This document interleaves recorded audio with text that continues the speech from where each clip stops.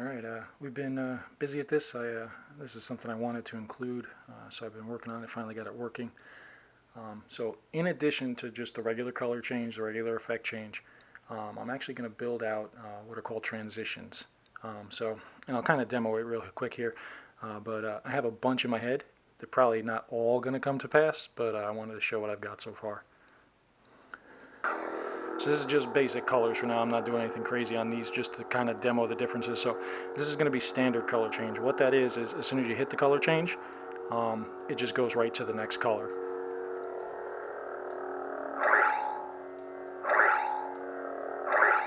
So that's just immediate button press or whatever action, and then the color changes. So what transitions are going to be is they're going to be variations on color change and effect change. That you can actually set the transition time and have some kind of effect go. So the first one here is what I'm calling ColorChangeFade. And there will be a transition time parameter that you can set. I think this one's running at 300 milliseconds, so if you wanted to have it run longer, you'd set a longer time. What this one does is every change, the first color fades into the second, so it just gives it a little nicer look. Some people like the quick color change, some people might want this, and I do have others planned. So this is the ColorChangeFade.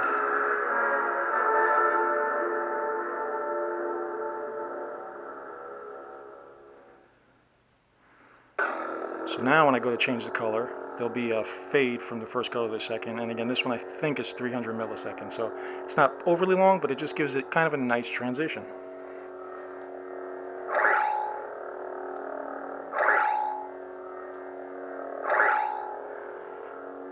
So that's the first.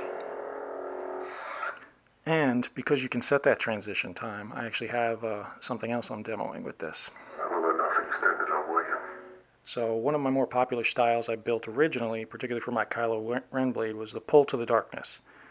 If you haven't seen it, basically what it is it starts out as Ben's blue blade. And then in the old iteration, when you ignite the blade, it starts out blue, and then it has a timer on it, and then eventually it turns into unstable red. Now, using color change with the ColorChangeFade with a long transition parameter, I can do the same thing, but it's on demand.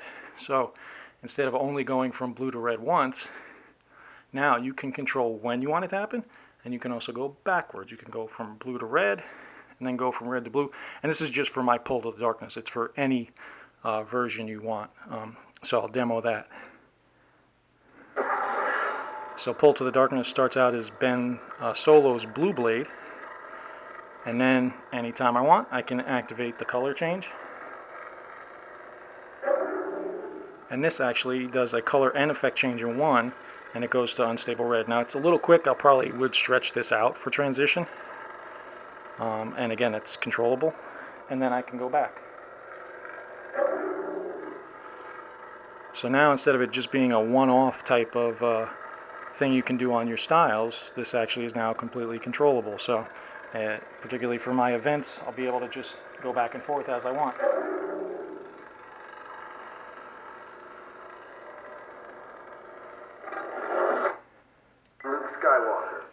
And lastly, for those of you who like Legends, now for some of you young people, you may not have read the Legends books, but there's one in particular that I just always thought was cool, which is Karan Horn. And Karan Horn in the books, he actually has what's called a dual phase lightsaber. So his lightsaber is typically a silver. Now silver is a little tricky, so my silver is not going to look like your silver, and on camera it's not quite what it is in person. But then he would actually twist his blade, and it would change the crystal on the inside, and then he would get a purple blade. And in the books, the length of the blade changes, but that's not here. But now I can use the capability of color change, and then I have a new effect added here. So this new effect is essentially what I'm calling ChangeSpark. And what it is you can nest this anywhere, and it lets you add an in-between effect. So it does color change, but instead of just fading from the first to the second, it gives you the ability to add another effect in between. So I've added a hump flicker between each transition. So I'll kind of demo it just because it gives it a cool effect. So the ChangeSpark you can put on anything you want. It can also run without color change. So you can use it for a lot of different things. But here it is. So this is my silver blade again on the camera, not so silvery. In person it's a little better, but right now I don't have the twist set up on the buttons, but you could also set the twist up, so you could really go full bore with this thing if you modify your controls.